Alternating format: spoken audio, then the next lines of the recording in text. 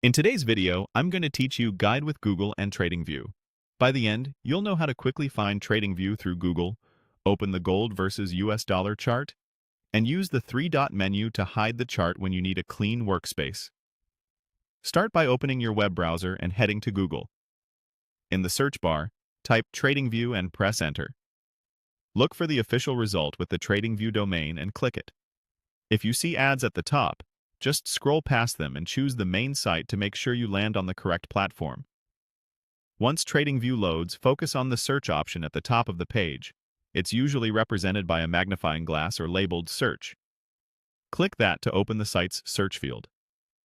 TradingView indexes symbols, markets, and ideas, so the search is the quickest way to jump straight to a chart without navigating through multiple menus. In the search field, type Gold versus US dollar. You'll likely see XAUUSD in the suggestions, which is the ticker symbol for gold priced in US dollars. Go ahead and click Gold versus US dollar to open its chart. If you see multiple listings, they can reflect different data providers or brokers.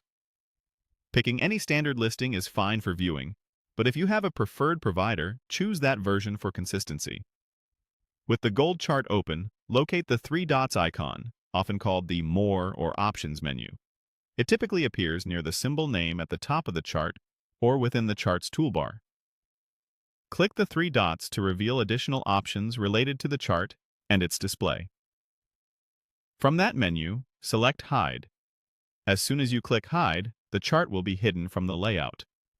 This is useful if you want to temporarily clear your screen, compare layout components, or focus on interface elements without the price data in the way.